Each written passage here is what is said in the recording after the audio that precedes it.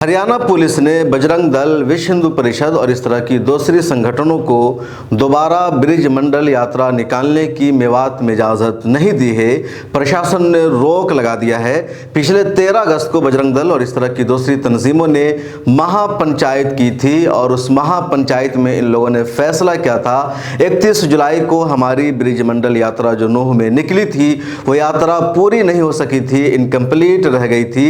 हमारी यात्रा पर हमला किया गया था। हमारे लोगों के हौसले कमज़ोर पड़ गए हैं, उनका एतमाद टूट गया है। बजरंग दल और विश्व हिंदू परिषद की साख को नुकसान पहुंच रहा है। इसलिए अपने लोगों में, अपने कैडर में एतमाद को बूस्ट करने के लिए, हौसला बढ़ाने के लिए दोबारा यात्रा निकाली जाएगी और दोबारा यात्रा निकालने की तारीख इन लोगों ने एक बताई थी, तय की थी 28 अगस्त को। लेकिन प्रशासन से जब इन लोगों ने इजाज़त ली तो प्रशासन ने सीधे सीधे यात्रा निकालने की इजाज़त नहीं दी। नूह प्रशासन ने कहा कि अब दोबारा ब्रिजमंडल यात्रा निकालने की यहां परमिशन नहीं दी जाएगी। प्रशासन ने एक बहाना भी दिया और कहा कि सोहाना के एक होटल में G20 समिट से रिलेटेड प्रोग्राम हो रहा है, लिहाजा सुरक्षा का मामला बहुत अहम है, इसलिए इस तरह की किसी भी यात्रा की इजाज़त नहीं दी जाएगी। इस फैसला से बजरंग दल, विश्व हिंदू परिषद को बड़ा झटका लगा है। उनकी तरफ से लगातार अब प्रशासन के खिलाफ बयानबाजी की जा रही है, लेकिन नूह पुलिस का कहना है कि ब्रिज मंडल यात्रा की इजाजत किसी भी हाल में नहीं दी जाएगी। प्रशासन ने यह भी कहा कि जो 13 अगस्त को महापंचायत हुई थी उस पंचायत में पहले से शर्त रखी गई थी कि ये किसी को गालियां नहीं देंगे, किसी के खिलाफ जहर अफशानी नहीं करेंगे, उल्टे सीधे बयानात नहीं देंगे। लेकिन वहां भी इन लोगों ने शर्तों की खिलाफ वर्जी की थी। जो 31 जुलाई की यात्रा निकली थी जिसकी वजह से पूरे नूह और मेवात में हिंसा भड़की, उसमें भी ये हथियार लेकर आए थे, बंदूक लेकर के आए थे और उस मामले पर अभी तक जो हालात है मुकम्मल काबू में नहीं आ सके हैं। इस बीच इस हवाले से 2-3 अहम खबर और है। मनु मनेसर को लेकर के हरियाणा की एडिशनल एडीजीपी ममता सिंह का एक बयान सामने आया है। टीवी चैनल से बात करते हुए एडिशनल एडीजीपी ममता सिंह ने यह कहा है कि मनु मनेसर मुलविस नहीं है। उसकी जो वीडियो आई थी कि मैं भी यात्रा में शामिल हूँगा, आप भी शामिल हुई, कोई भड़काऊ भाषण नहीं है, इसलिए उसको गिरफ्तार नहीं किया गया है, ये कहना है एडीजीपी ममता सिंह का। उसके अलावा बिट्टू बजरंगी की गिरफ्तारी पर ममता सिंह ने कहा कि उसकी जो वीडियो थी वो भी कोई भड़काऊ वीडियो नहीं थी, लेकिन बिट्टू बजरंगी की गिरफ्तारी इसलिए हुई है कि पुलिस से बिट्टू बजरंगी ने हथियार को छीन लिया था, उसकी वजह से उसको गिरफ्तार किया गया है। इस बीच 2 और अहम खबर है। आपको यह खबर याद होगी, मैंने पिछले दिनों बताया था कि सुदर्शन न्यूज चैनल के एडिटर मुकेश कुमार को गुड़गांव पुलिस ने गिरफ्तार कर लिया है और मुकेश कुमार की गिरफ्तारी का ऑर्डर जारी किया था गुड़गांव की पुलिस कमिश्नर कलाचंद्रन ने।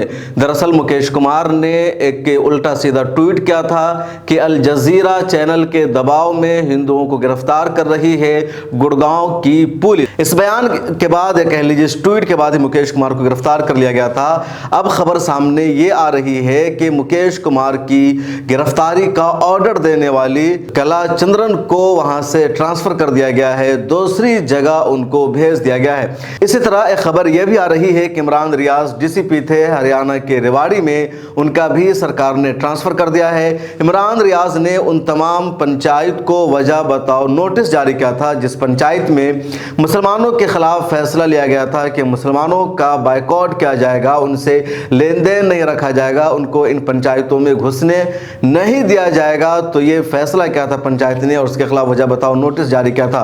दूसरी तरफ प्रशासन क्या कहना है कि सिर्फ 2 अधिकारियों का तबादला और ट्रांसफर नहीं हुआ है, बल्कि हरियाणा सरकार ने एक साथ 20 सीनियर अधिकारियों का, आला अफसरान का तबादला किया है और उन 20 सीनियर अधिकारियों में कलाचंद्रन भी शामिल है, इसी तरीके से इमरान रियाज भी शामिल है। कोई स्पेशल वजह नहीं है, लेकिन लोग सवाल पूछ रहे हैं कि 20 लोगों का तबादला हो गया, ट्रांसफर हो गया, लेकिन जिन लोगों ने ईमानदारी से काम किया है, जिन लोगों ने दंगा को भड़कने से रोका है, जिन लोगों ने हालात को काबू में किया है, जिन लोगों ने दंगाइयों को गिरफ्तार किया है, उनका ट्रांसफर क्यों किया गया? और खासकर कलाचंद्रन जिसने दंगाई एडिटर को गिरफ्तार किया मुकेश कुमार को, और उसका जो चीफ एडिटर है सुरेश चौहान के, वो तो दंगा भड़काने का दिन रात काम ही करता पाता है, तो इसके खिलाफ एक्शन क्यों लिया गया?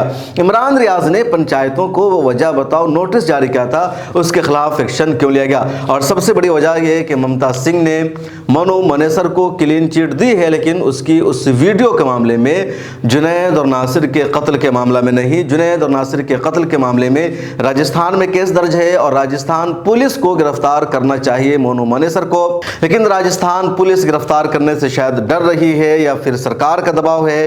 राजस्थान पुलिस ने पिछले दिनों कहा था कि मनु मनेसर के खिलाफ सबूत नहीं मिल सके हैं, तफ्तीश जारी है, इसलिए उसको गिरफ्तार नहीं किया जा रहा है, जबकि उसके खिलाफ FIR दर्ज है, नामजद FIR दर्ज है। और इस तरह के मामले में IPC दफात के तहत किसी के खिलाफ नामजद FIR दर्ज होती है तो पुलिस की जिम्मेदारी है पहले उसको गिरफ्तार करना, रिमांड पर लेना, पूछताछ करना। अगर पूछताछ में इल्ज़ाम साबित नहीं हो पाता है फिर उसको अदालत से जमानत मिल जाती है। इस वीडियो में इतना ही, मुझे दीजिए इजाज़त। सोशल मीडिया के सभी प्लेटफॉर्म पर हमें सपोर्ट कीजिए। मिल्लत टाइम्स को आपकी ज़रूरत है, हमारी आप माली मदद करें।